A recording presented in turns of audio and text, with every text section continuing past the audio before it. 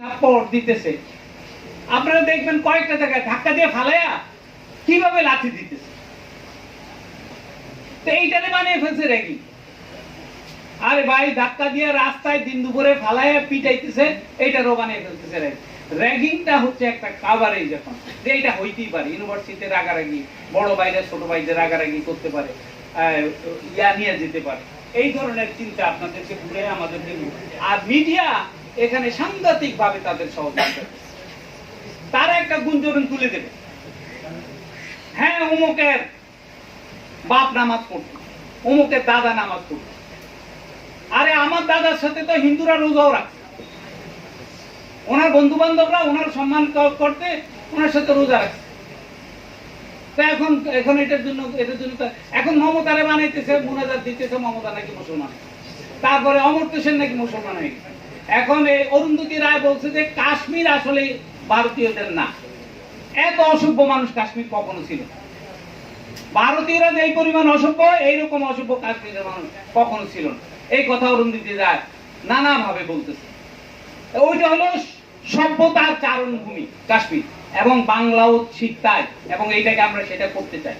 এবং এইটার জন্য শুধুমাত্র একটা শর্ত পূরণ করতে হবে, হিন্দু মুসলমানের ঐক্যবদ্ধ প্রচেষ্টা, যেটা নজরুল ইসলাম, কাজী নজরুল ইসলাম অনেক ভালোভাবে দেখায় দিচ্ছে।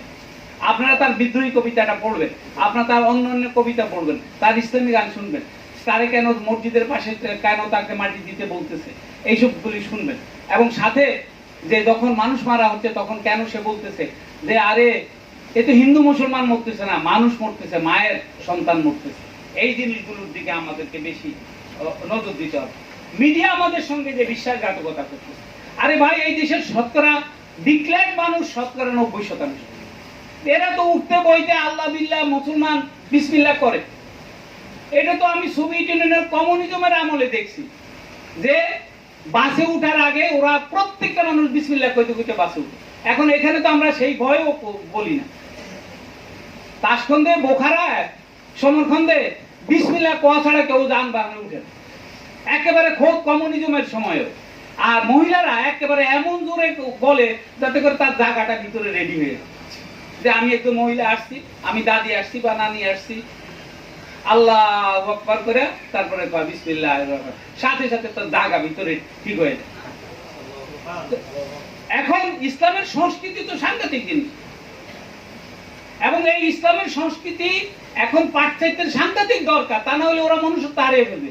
আর আমাদের এখানে মনুষ্যত্ব যেখানে জাগ্রত করার কথা, সেখানে উপরে বাহ্যিকভাবে সবাই মুসলমান বলে বলে এখানে আসল মুসলমানদের ধ্বংস করার চেষ্টা করা, যারা নিঃস্বার্থভাবে ইসলামের লালন করতে চায়। আপনি সৎভাবে জীবনযাপন করতে চান, এইটাই তো ইসলামের একটা বড় ব্যাপার। আপনি সত্য কথা বলতে চান, এটাই সবচেয়ে বড় জিহাদ হচ্ছে অন্যায় শাসকদের বিরুদ্ধে দাঁড়ায়া সত্য কথা বল। তারপরেও যদি আমরা শহীদ না হয় তাহলে কে শহীদ হবে? অবশ্যই তাকে শহীদ হিসাবে আমরা আখ্যায়িত করবো, এবং সেইভাবেই আমাদের অগ্রসর। এখন প্রশ্ন হচ্ছে র্যাগিং কেন বন্ধ করা হবে যাচ্ছে না এবং এত সহজে বন্ধ হবে?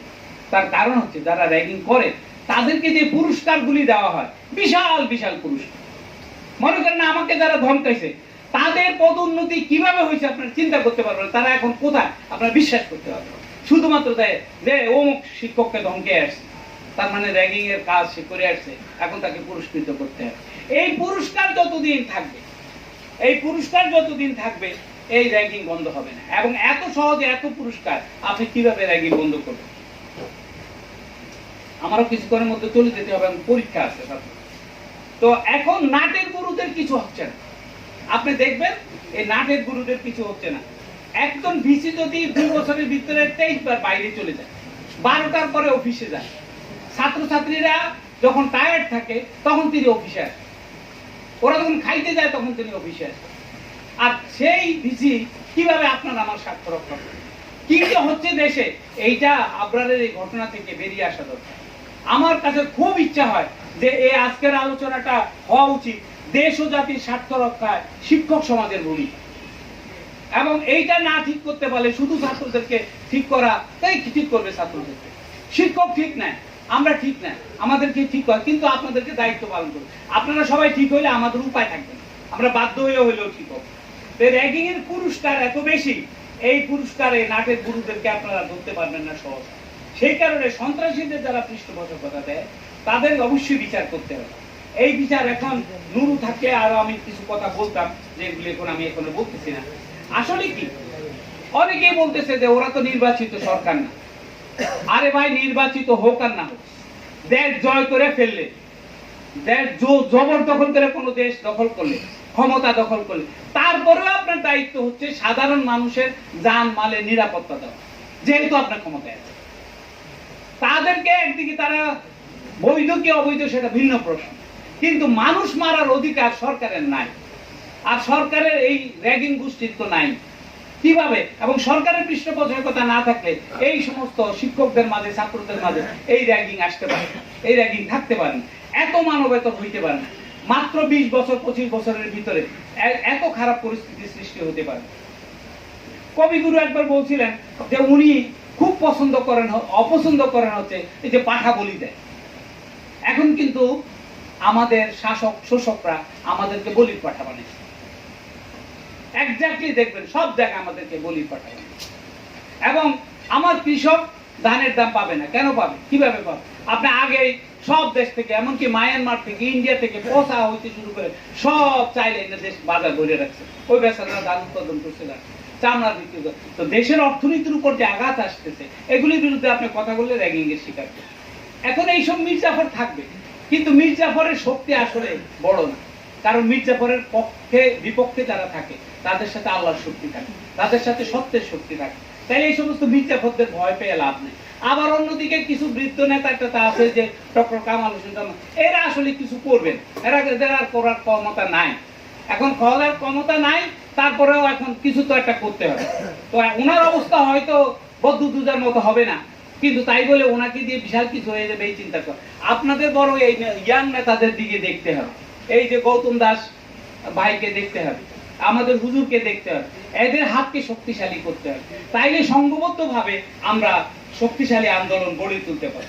বামদের একটা সমস্যা আছে, সেটা হচ্ছে তারা ইসলামের গন্ধ পাইলে তাদের কাছে এটা একটা বিরাট, টুপি দেখলে তার মাথা পেট খারাপ হয়ে যায়। এটা একটা তাদের একটা সমস্যা। কিন্তু এটা এই দেশে, অন্যান্য দেশে কিন্তু এরকম না।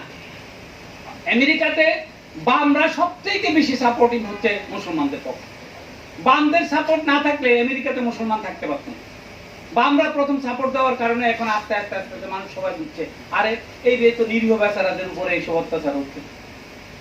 তো কাজেই বামদের সাথে কিভাবে সম্পর্ক করবেন, তাদেরকে কিভাবে সুবাতাস দেবেন, শাসক গোষ্ঠীকে কিভাবে সুবাতাস দেবেন, হিন্দু মুসলিম খ্রিস্টান বৌদ্ধ মিলনে ঐক্যবদ্ধভাবে বাঙালি জাতিকে কিভাবে করবেন, এটা করবেন। আর ছাত্র রাজনীতি বন্ধের কথা বললে আপনারা পরিষ্কার যে সন্ত্রাসী ছাত্র রাজনীতি বন্ধ থাকবে, কিন্তু প্রগতিবাদী, শান্তিবাদী এবং দেশের স্বার্থ রক্ষাকারী শক্তি হিসেবে ছাত্র রাজনীতি কেমন পর্যন্ত থাকবে, এটা পরিষ্কার করে। এটা একটা কথা বারবার বলে এই বিসিনুর, যে আসলে ঘুরে ফিরে যেই লাউ সেই কদু হয়ে যাচ্ছে। এই রাজনীতিবিদদের ব্যাপারে বলতেছে, যারা বদলে ক্ষমতায় আসো, আর এই যে কেউ মন্ত্রিত্ব পায় না, কেউ মন্ত্রিত্ব পাইছে, এতে দেশের আসলে আসলেই কিন্তু দেশে কিছু হয় না। তার কারণ হচ্ছে আমরা দেশে এখনো শিক্ষক সমাজ হিসাবে, ছাত্র সমাজ হিসাবে শক্তিশালী কোনো আন্দোলন, বুদ্ধিবৃত্তিক আন্দোলন এখনো গড়ে তুলতে পারিনি। আর মিডিয়া এটাকে সাংঘাতিক ভাবে ব্যবহার করতেছে। আপনাকে মিডিয়াতে ডাইকে নিয়ে আপনাকে ব্যাজ্যুতি করে ছেড়ে দিচ্ছে। সেই দিন নুরুকে ডাইকে জিজ্ঞেস করতেছে, আপনাকে তো পিটিয়া ভিসি বানিয়ে ফেলেন, আপনি চিন্তা করেন কথা। ওই বেচারা তখন বলতেছে, আমার দেখেন সমস্ত শরীরে লোম দাঁড়ায় গেছে। একটা লোককে 8 বার পিটানো হয়েছে, আর মিডিয়া ডাইকে তারে বলতেছে, আপনার তো পিটিয়া ভিসি বানিয়ে দিল ছাত্রলীগের ছেলেপেলে।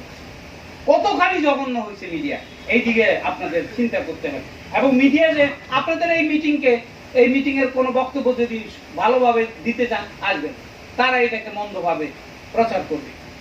এই জন্য আপনাদেরকে খুব সতর্ক থাকবে।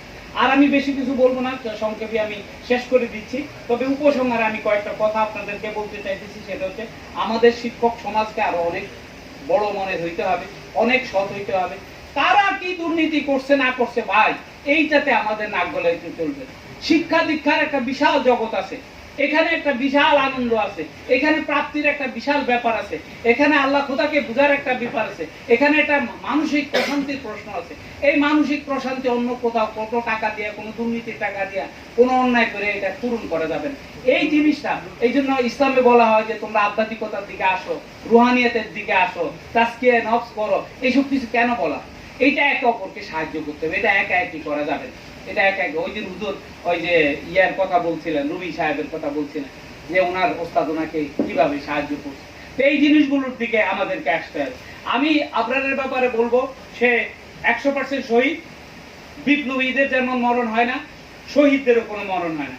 সত্য এবং সুন্দরের জন্য যারা দাঁড়ায়, যারা নিজেদেরকে এইরকম স্বার্থ ছাড়া, সম্পূর্ণ তার স্ট্যাটাস গুলি পড়লে বোঝা যায় যে তার ব্যক্তিগত কোনো স্বার্থ এখানে নাই। কাজেই কাকে যারা এখন কোনোভাবে বলতে চাইতেছে না তার শহীদ বলা যাবে, এইটার দিকে লক্ষ্য রাখবে। আর এই যে অনিকরা, তারপরে অমিত শাহদের সৃষ্টি হয়েছে, এইটা তো একদিনে সৃষ্টি হয়নি, এটা তো প্রশাসন সৃষ্টি করেছে, রাজনীতিবিদরা সৃষ্টি করেছে, সবাই মিলে সৃষ্টি করেছে। ওই ভদ্রলোক তার আর্টিকেল আমি যেটা ইংরেজিতে দিচ্ছি ওইটাতে দেখবেন, ওই ভদ্রলোক উল্লেখ করছে, কিন্তু ওরা ওই জাস্টিফাই করার জন্য সনির মামলা নিয়ে আসে, এইটা নিয়ে আসে, সেইটা নিয়ে। তো আমি উপসংহারে কয়েকটা কথা বলতে চাই। সেটা হচ্ছে যে শিক্ষা দীক্ষার সাথে, আগের বক্তারাও বলেছেন, শিক্ষা দীক্ষার সাথে মানুষ হিসাবে গড়ে ওঠার যে প্রক্রিয়া, এইটা কিন্তু নষ্ট হয়ে গেছে। আপনাদেরকে এইটা ফিরে আনতে হবে। আপনাদের মাদ্রাসা শিক্ষাই হোক, আর অন্য ইনস্টিটিউশন বানাই হোক, আরো প্রশিক্ষণ কেন্দ্র বানাই হোক, বিশ্ববিদ্যালয় বানাই হোক, আরো যা কিছু বানাই হোক, আপনাদেরকে দেশকে উদ্ধার করার এই যে অনৈতিক, ওই যে আপন ভাই বলছে কুশিক্ষা অশিক্ষা, আমি বলবো অনৈতিক শিক্ষা এবং এই যে অন্যায় কাজ করতে করতে মানুষের ন্যায় অন্যায় বোধটা নষ্ট হয়ে গেছে, যেটা গৌতম দা খুব ভালো করে বলছে যে আপনারা তো এখন টাকা পয়সার পেছনে নাই, চাকরির পেছনে নাই, সংসারের অভাবের পেছনে নাই। আপনাদের মনে যে সত্যের আগুন জ্বলবে যত সহজে, অন্যদের মনে সেটা জ্বলবে না। কিন্তু এই সত্যের আগুনটা সঠিকভাবে সম্মিলিতভাবে জ্বালায়া আলোকিত করতে হবে এই দেশকে। আমি শেষ করি।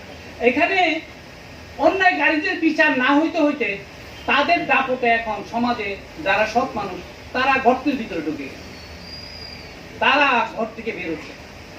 আর এদেরকে মানুষ নানাভাবে বুঝাইতেছে যে ভাই রাজনীতির কোন্দলে যাওয়ার দরকার নাই, আল্লাহ বিল্লাহ করো, বরং তবলিগ টবলিগ করো বা কিছু একটা করো, দুনিয়াদের এই সমস্ত ছেড়ে দাও, এই সমস্ত বলে তাদেরকে আরো বিভ্রান্ত করতেছে। তাতে করে আমরা সৎ মানুষদের সঙ্গ পাইতেছি। মানুষকে বললে পরে ও এটা তো খারাপ জিনিস, এটার সঙ্গে জড়িত। এখানে শিক্ষকের ভূমিকাটা এত খারাপ হয়ে গেছে, কোন দেশে শিক্ষকের ভূমিকা এখন এত খারাপ নেই। এই যে শিক্ষকের মেরুদণ্ড ভেঙে দেওয়া হয়েছে, এটা কিন্তু একটা বিরাট ষড়যন্ত্র। শিক্ষকদের মেরুদণ্ড ভেঙে দেওয়া হয়েছে, তাদের চলা ফেরায়, তাদের